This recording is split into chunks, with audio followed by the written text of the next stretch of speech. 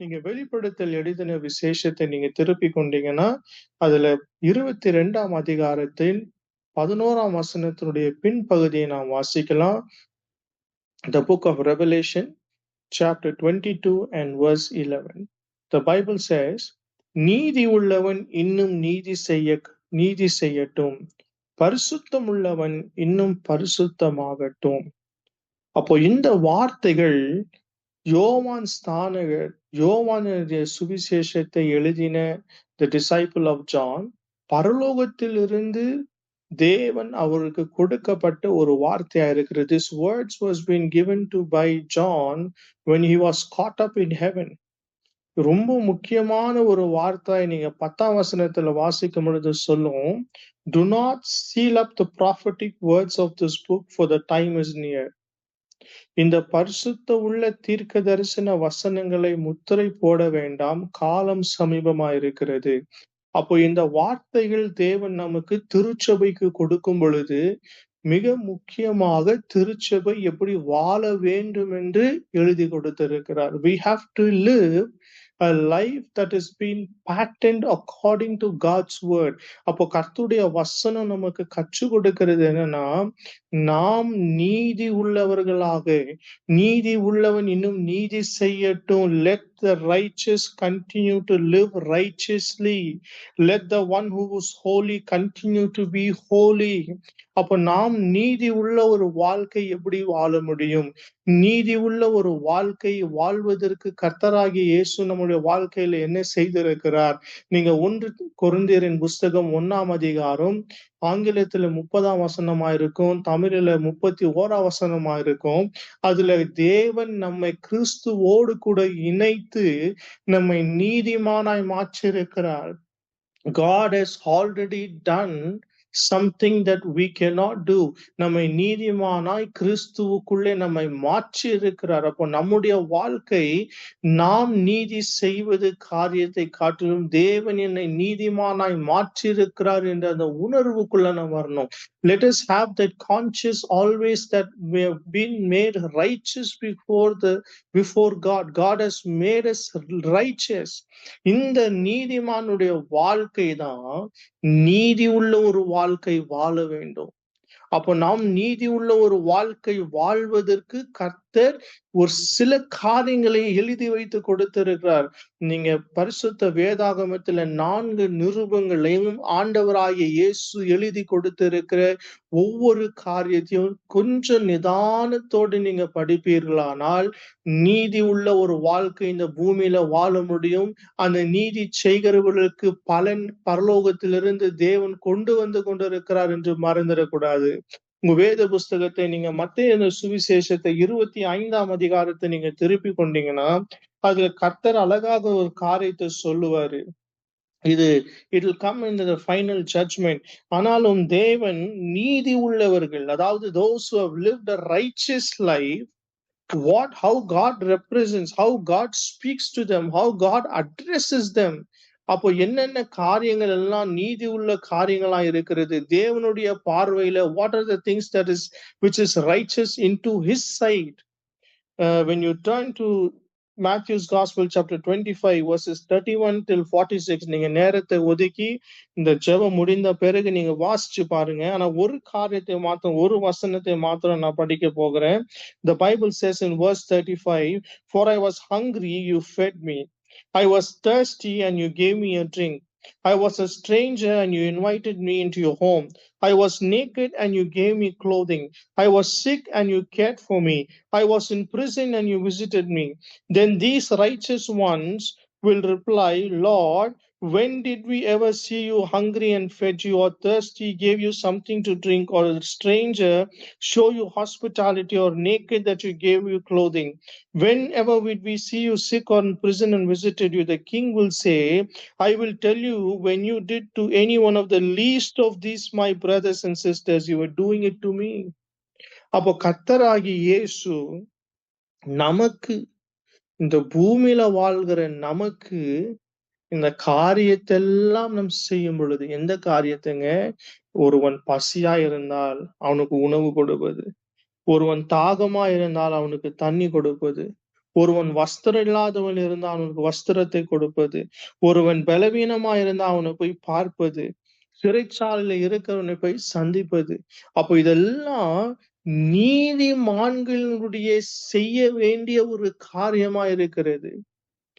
நீதி உள்ளவர்கள், அதாவது ஆண்டவராகிய இயேசுவை ஏற்றுக்கொண்டு நாம் இந்த பூமியில வாழ்கிற ஒவ்வொரு நாளும் நாம் பார்க்கிறோம். தேவன் நமக்கு கண்களை கொடுத்திருக்கிறார். அந்த கண்களினாலே ஏழைகளை பார்க்கிறோம், திக்கற்றவர்களை பார்க்கிறோம், அனாதைகளை பார்க்கிறோம், உணவில்லாதவர்களை பார்க்கிறோம், வஸ்திரம் இல்லாதவர்களை பார்க்கிறோம். அவரெல்லாம் பார்க்கும் பொழுது தேவன் நமக்கு அந்த காரியத்தை செய்ய வேண்டும் என்றது அந்த வேத புஸ்தகத்தில் எழுதி வைத்திருக்கிறது.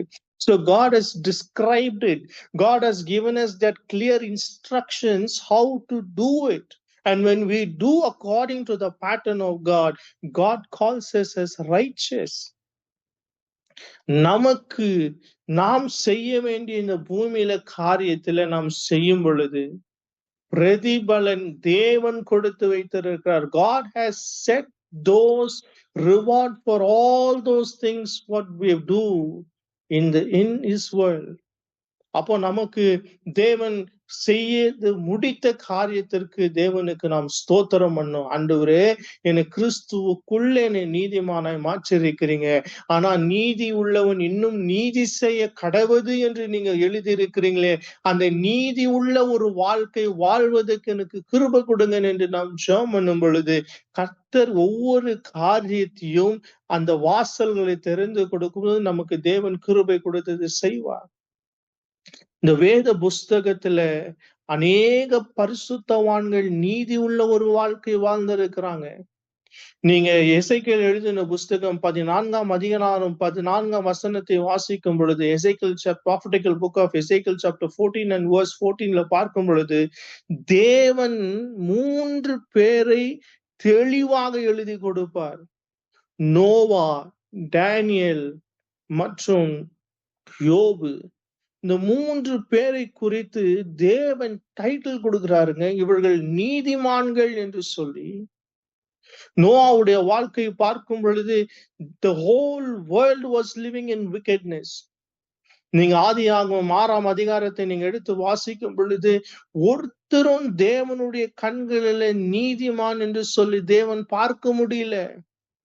But Noah was running the opposite side. உலகமும் உலகத்தில் இருக்கிற காரியத்தையும் நோவா பிடித்து கொள்ளாமல் தேவனை மாத்திரம் பிடித்து கொண்ட தேவனை மாத்திரம் தேடுகிறவனாக அவன் சுற்றி திரிந்தான். God found Noah. பூமியில் இருக்கிற எத்தனை கோடி ஜனங்கள் அன்னைக்கு ஜனத்தொகை தெரியல. But God eyes was on the man who was living a righteous life. இன்னைக்கு உங்களுடைய நீதி உள்ள ஒரு வாழ்க்கைக்குள்ள கேள்விக்குறி இருந்துச்சுன்னா, யாரும் என்னை கவனிக்கலையே, யாரும் என்னை பார்க்கலையே, யாரும் என்னை கவனித்து உற்று பார்க்கலையே என்று மாத்திரம் யோசிக்காதுங்க. God is watching those who live the righteous life. துன்மார்க்கனுடைய வாழ்க்கை பற்றி பேசல, நீதி உள்ளவர்கள் நீதிமான்கள் மேல் தேவனுடைய கண்கள் நோக்கமாயிருக்கிறது என்றுதான் கர்த்தருடைய வசனம் நமக்கு கற்றுக் கொடுக்கிறது. So you live that life that what God wants you to live, that righteous life. God will be there as you to do everything. அப்போ தேவன் நோவாவை மாத்திரம் காப்பாற்றல, அந்த ஒரு நீதிமானை கொண்டு அவன் குடும்பத்தையும் காப்பாற்றினார், அவருடைய பிள்ளைகளையும் காப்பாற்றினார், அவருடைய மருமகள் மாதிரியும் காப்பாற்றினார். So when you live that righteous life before God, God is there to do everything that He's planned to do. யோபுடைய வாழ்க்கையில பார்க்கலாம். நீங்க யோபின் புஸ்தகம் 1ஆம் அதிகாரத்தை நீங்க எடுத்துக்கொண்டீங்கன்னா பூமியில் இருக்கிற எல்லாவற்றை காட்டிலும் தேவன் சாட்சி கொடுக்கிற ஒரு மகனாக. Today we have to ask ourselves, தேவன் நம்மை என்ன சாட்சி கொடுப்பார்?